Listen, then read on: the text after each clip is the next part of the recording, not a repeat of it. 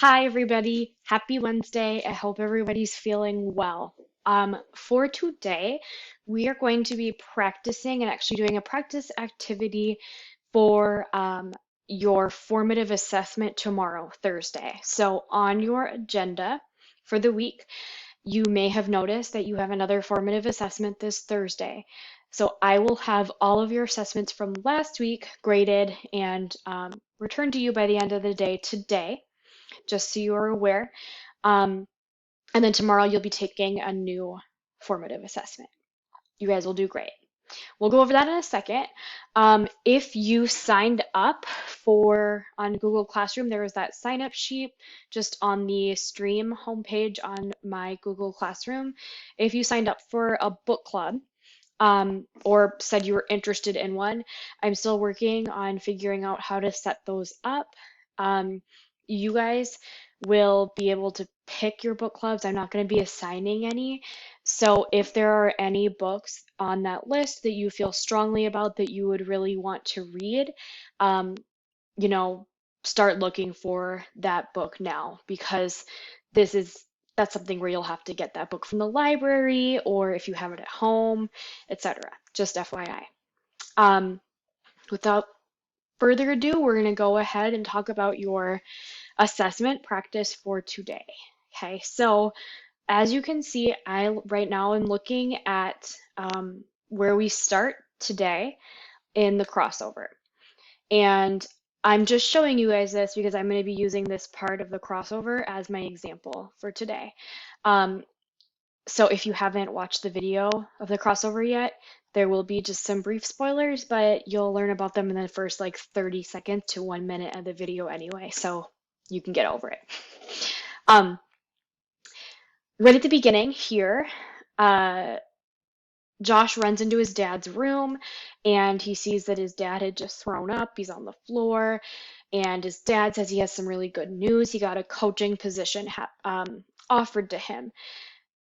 Then um, Josh and his dad go on to have kind of this conversation where Josh is basically saying, Dad, mom's really worried about your health. Should you really be doing this right now? Okay, just to give you some background in case you didn't um, see that yet. Okay, so for your formative assessment practice for today, um, this is literally identical to your formative assessment tomorrow. Your assessment tomorrow isn't going to be on the crossover, okay? It's going to be on a choice of two different short stories, not the same ones from last week. But we're going to use the crossover as practice since we're all reading it together. So your directions for today are that you're going to think back about this last section of the crossover, part 8, that you're watching today. As you've read, please, or look back, think back if you already read it. Look for instances of characters interacting with each other. After you read, you're going to share your example and your thoughts on the second page, so below this. And before you turn in your work, review the success criteria. That's basically the rubric. Okay? So we are going to be looking for when one character influences another character. Similar to yesterday's, interactions can lead to inferences activity. Okay, so when you see characters interacting, I want you to think to yourself and double check. Is this an example of one character influencing the other? And two, how does this example impact one of the characters mentioned? Okay, so when characters influence each other, they will leave a lasting impact on their behavior, actions, etc.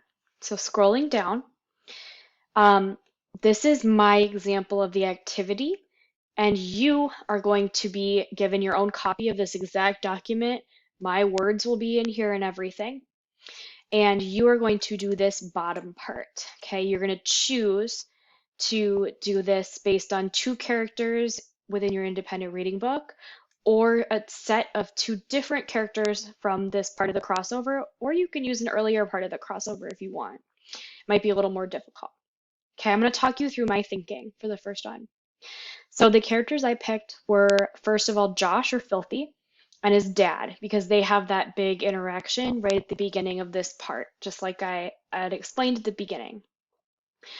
So number two, give an example of when one character listed above influences the other. So something that stuck out to me was I thought that Josh really influenced his dad when they were having that conversation about his dad's new coaching position. Okay, it was a serious conversation, and Josh brought up that he really, his mom's worried about his health right now. Is it really a good idea? He even said stuff like, Dad, you've made $1 million playing ball. Do you really need to be going and getting a job right now? You know, he definitely was saying some very like mature things. For a kid who's interested in basketball and loves it as much as he does, it was a little unexpected almost because you'd think he would have been like jumping for joy. Oh my gosh, my dad just got a coaching job for basketball. But that didn't happen. So that's kind of what flagged it in my thinking. So, number three, I have to answer, how does this example impact one of the characters mentioned above? So I think that the impact here was that Josh's dad really saw that Josh is maturing, that Josh is becoming more perceptive or aware of what's going on around them. Um, the fact that Josh noticed all that stuff. Okay. You'll notice for number four, it says for mastery.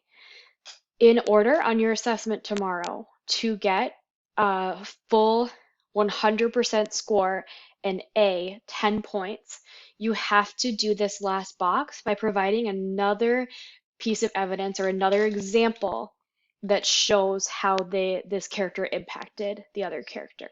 Okay?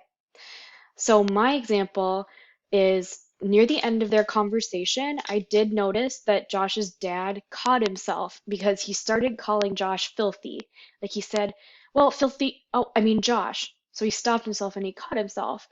Um, and he refers to Josh by what Josh has told him, I prefer to be called that. Okay. Up until now, it seems like his dad hasn't really taken that seriously. He's kind of thought that Josh was kidding, or he still calls him filthy, even though he says he doesn't want to be called that anymore. So that tells me that maybe this is a good piece of evidence or an example that dad is now seeing Josh as less of a little kid and is growing up, and that definitely, I bet, will impact dad later on, and maybe the trust that he places in Josh and the way he sees his son. So that was my example. Okay. Like I said, for you today, your job is to do this second table here. Okay. You have the choice within your independent reading book or a different set of characters from the crossover. And before you turn it in, I want you to look at the success criteria. This is how you're going to be graded on your formative assessment tomorrow. It looks identical to this, okay? Please note that for mastery, which is an A, 100%, you do need to have multiple examples from the text as proof. That is filling in this box number 4 here. That is what that means. And when we say example from the text or text evidence, for the sake of the crossover for this activity, when we're doing the crossover, since I don't have the actual book or PDF or ebook for you, and it's just a video, you don't have to put page numbers, you don't have to put direct quotes. Just by explaining, like I did, oh, this part of the text, here's an example in my own words from the text, that's totally fine. Okay? Come see me during office hours if you have any questions. I've really enjoyed seeing some of your faces, even if it's just to say hi. I'd love to see some of your pets. And I hope you guys are staying healthy and happy and sane and not killing your siblings if you have siblings, because if I lived with my sister still, I know that I would be not happy. Have a good rest of your day.